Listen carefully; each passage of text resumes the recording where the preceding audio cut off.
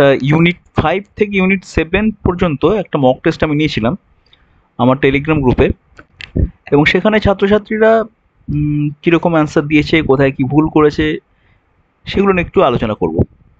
তো প্রথম প্রশ্নটা ছিল, দেখো তোমরা স্ক্রিনে দেখতে পাচ্ছ কোশ্চেনটা, যে electric field in free space is given by, বলে ইলেকট্রিক ফিল্ডের ভ্যালু দেওয়া আছে, the displacement current per unit area, অর্থাৎ সরণ প্রবাহ বার করতে দিয়েছে প্রতি একক ক্ষেত্রফলে সরণ প্রবাহ।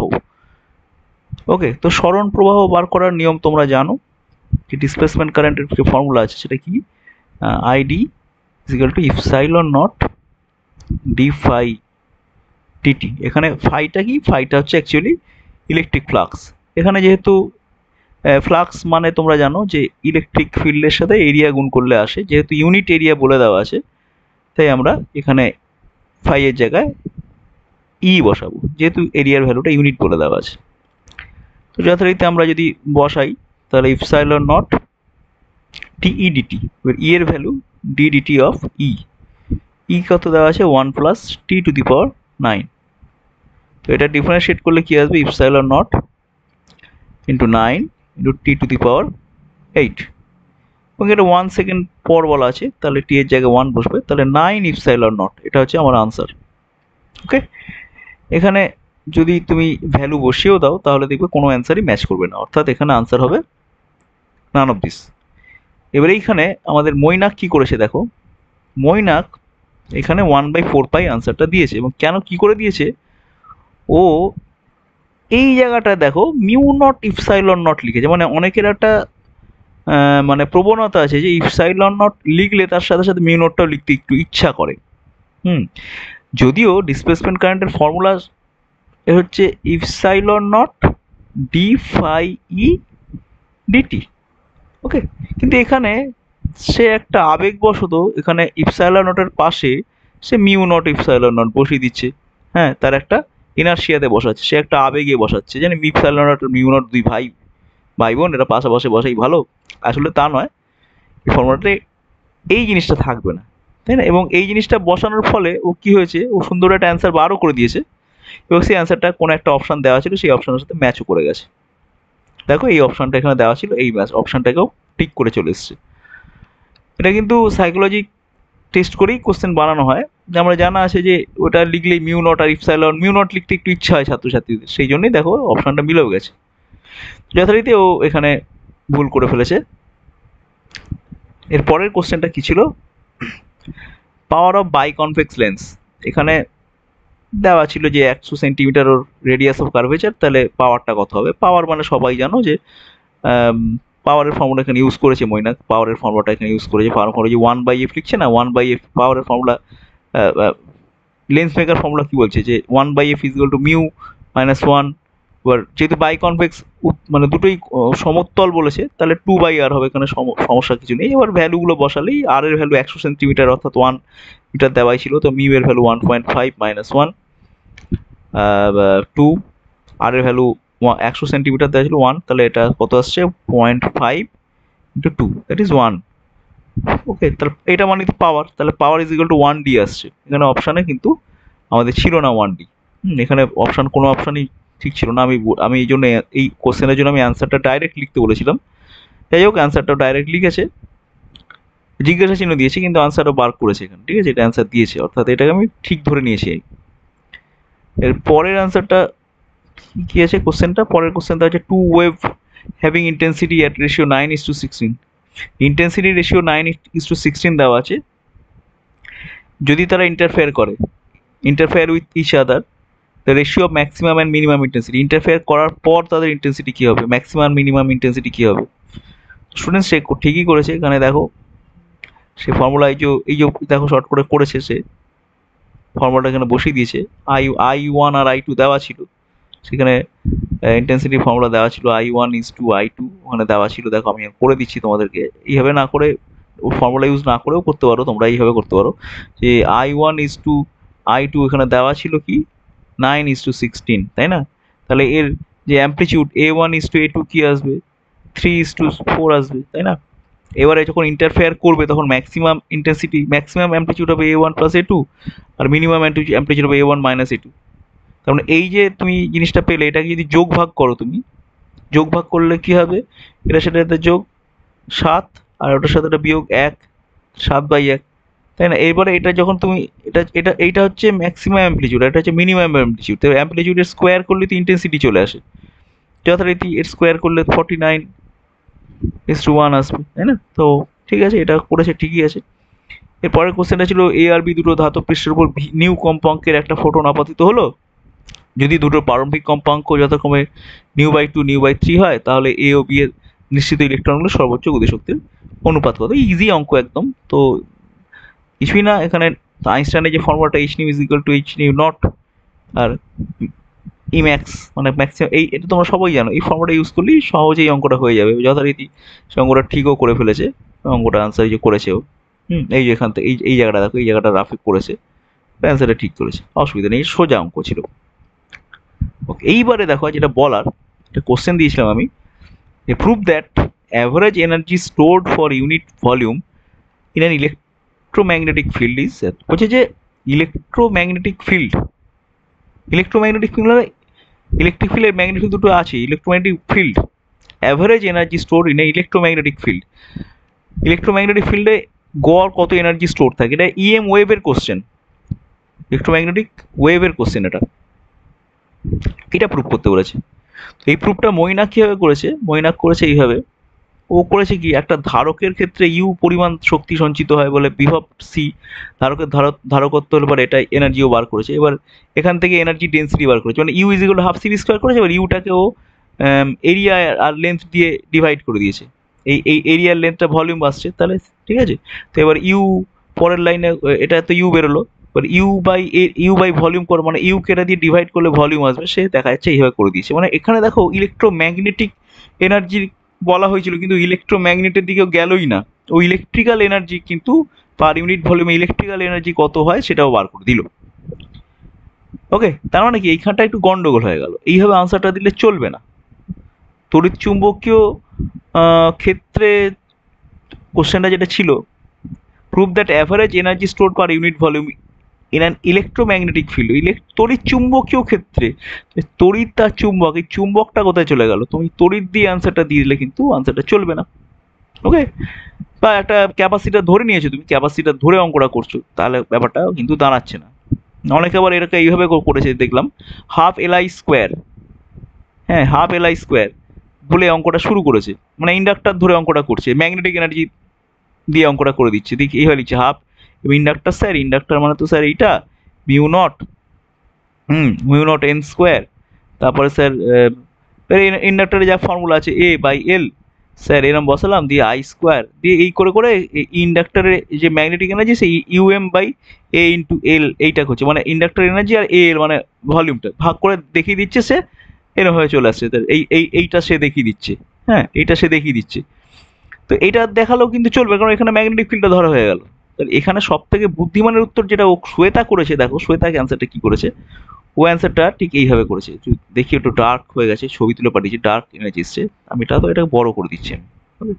ও কি করছে, ও তড়িৎচুম্বকীয় তরঙ্গের ক্ষেত্রে বলে লিখছে এইভাবে, সমীকরণটা লিখেছে, তড়িৎচুম্বকের সমীকরণটা লিখেছে, তড়িৎ ক্ষেত্রে শক্তি ঘনত্ব এটা, তড়িৎ ক্ষেত্রের শক্তি ঘনত্ব U is equal to half epsilon naught square, আমরা জানি এটা, ওরা লিখে দিয়েছে। চৌম্বক ক্ষেত্রের সমীকরণ এটা ধরেছে এটা, এবং চৌম্বক ক্ষেত্রের শক্তি ঘনত্ব এটা আমরা জানি লিখে দিয়েছে। দুটো শক্তি ঘনত্ব যোগ করেছে, এইটা আর এইটা দুটো শক্তি ঘনত্ব যোগ করেছে, এবং সেই শক্তি ঘনত্ব যোগ শুধু করেনি, তার অ্যাভারেজও বার করেছে, কারণ গড় শক্তি ঘনত্বের কথা বলা ছিল, অ্যাভারেজ বার করেছে। তাই এবার ই এর জায়গায় এইটা বসিয়ে দিয়েছে ফর্মুলাটা, যেহেতু আমরা ই সমান এটা জানি, এই যে এইটা বসাচ্ছে ই এর জায়গায়, আর বি এর জায়গায় এইটা বসিয়ে দিচ্ছে, ঠিক আছে। এই সাইন স্কোয়ারের আর কস সাইন স্কোয়ার, ঠিক আছে, এদের অ্যাভারেজ। এবার আমরা সবাই জানি যে সাইন স্কোয়ারের অ্যাভারেজ যদি নাও তুমি একটা ফুল সাইকেলে, তাহলে সেটা হাফ অ্যান্সার, মানে এইটার অ্যাভারেজ করলে তুমি হাফ অ্যান্সার পাবে, আর এইটার অ্যাভারেজ করলে তুমি হাফ অ্যান্সার পাবে, করলে যথারীতি। এইবারে তাহলে ফাইনালি কি পেলো, ফাইনালি পেলো হাফ ফাইনালি পেলো 1/4 epsilon naught E naught square, আর পেলে plus 1/4 mu naught B naught square, এটা তুমি ফাইনালি পেলে টোটালটা। এবার দেখো আমরা জানি সি ইজ ইকুয়াল টু এটা বলে লিখেছি, লিখে এখান থেকে দেখো 1/μ0² করলে ε0 c দিয়ে তার ভ্যালুটা বার করেছে, বার করে ও 1/μ এর জায়গায় এই জায়গাটা এই ভ্যালুটা বসিয়ে দিচ্ছে, দেখো বসিয়ে দিয়েছে, বসিয়ে দেখো কি সুন্দরভাবে অঙ্কটা করে দিয়েছে। এখানে দেখো ইলেকট্রিক ফিল্ড আর ম্যাগনেটিক ফিল্ড দুটোকে কিন্তু গুরুত্ব দেওয়া হলো, তাই না?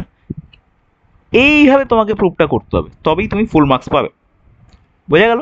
মৈনাক যেভাবে করেছে এখানে কিন্তু মার্কস, ফুল মার্কস তো দেওয়া যাবে না, মার্কস দিতেও খুব কষ্ট হচ্ছে, কারণ ও শুধুমাত্র এটা ধরেই করেছে, মার্কস ফুল মার্কস দেওয়া কিন্তু যাবে না, বা সেই জন্য আমি ডবল লাইন টেনেছি, মানে এটা হয়নি আনসারটা।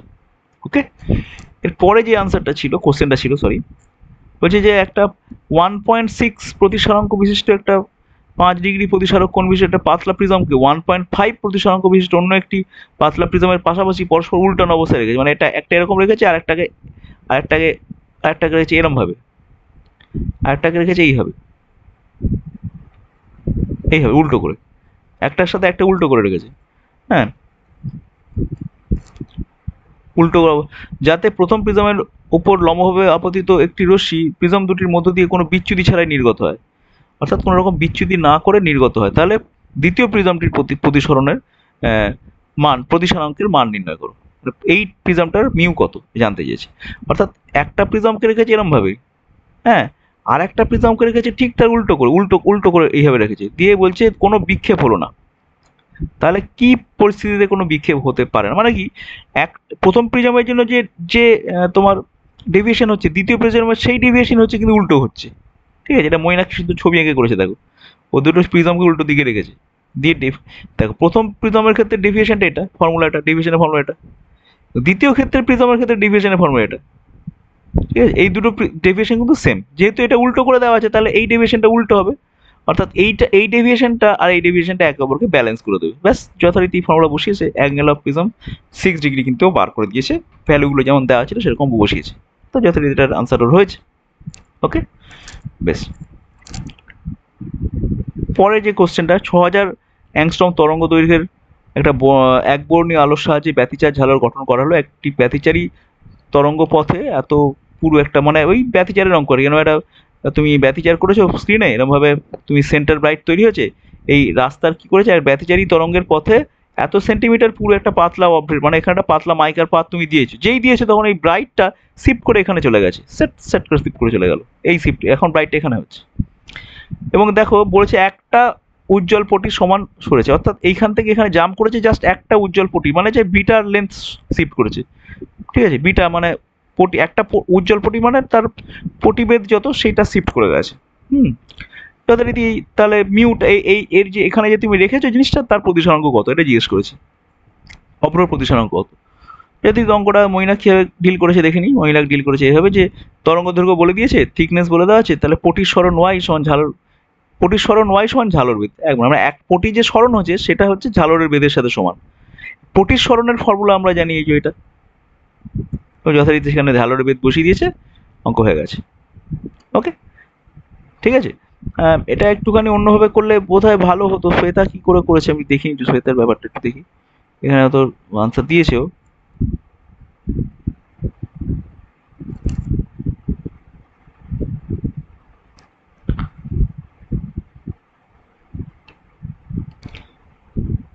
এটা আগে, এটা আছে, ওটা মনে হয় পরেরটা, আগের কোশ্চেনটা দেখি দিয়েছে নাকি অ্যান্সারটা, ও কিভাবে অ্যান্সার দিয়েছে।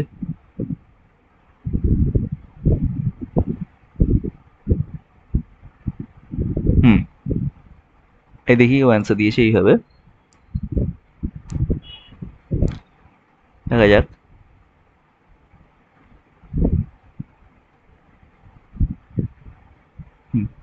এই অ্যান্সার দিয়েছে, এই অ্যান্সারটা একটু বেশি ভালো পছন্দ হয়েছে আমার, কারণ ও এভাবে লিখছে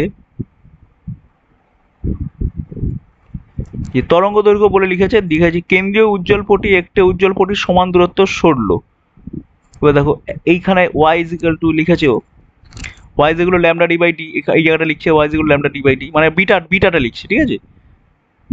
এবার দেখো সরণ হচ্ছে এইটা, এই ফর্মুলাটা সরণের ফর্মুলা, এটা কিন্তু সরণের ফর্মুলা, সেইখানে ওয়াইটা লিখেছে, যদি ওয়াই এর জায়গায় ল্যামডা ডি বাই ডি বসিয়ে দিয়েছে, এই সেখান থেকে কেটে করে দিয়ে ল্যামডা ইজ ইকুয়াল টু এটা সব ভ্যালুগুলো দেওয়া ছিল, বসিয়েও কিন্তু বার করে দিয়েছে, আলটিমেটলি বার করে দিয়েছে, ঠিক আছে? মিউ ইজ ইকুয়াল 1.5 ঠিক আছে, চাপ নেই, শুদ্ধ করেছে অঙ্কটা, ওকে দুজনেই রাইট হয়েছে।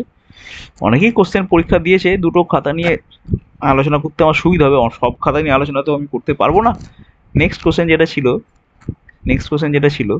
কোশ্চেন ছিল যে ড্র এ রে ডায়াগ্রাম। এই কোশ্চেনটা ছিল ড্র এ রে diagram of compound microscope deduce expression of magnification in case of distinct vision. মানে কম্পাউন্ড মাইক্রোস্কোপ এঁকে তার ডিস্টিংক্ট ভিশনে ম্যাগনিফিকেশন বার করে দিয়েছে। এটা মৈনাক সুন্দরভাবে করে দিয়েছে। দুটো কম্পাউন্ড মাইক্রোস্কোপ এঁকে তার দেখো বার করে দিয়েছে, ফুল মার্কসই পাবে। ঠিকই আছে, একদম ঠিক আছে, একদম ঠিক আছে। ওকে, নো প্রবলেম। ওকে, ঠিক আছে। তো এই কোশ্চেনগুলো তোমরা প্র্যাকটিস করবে।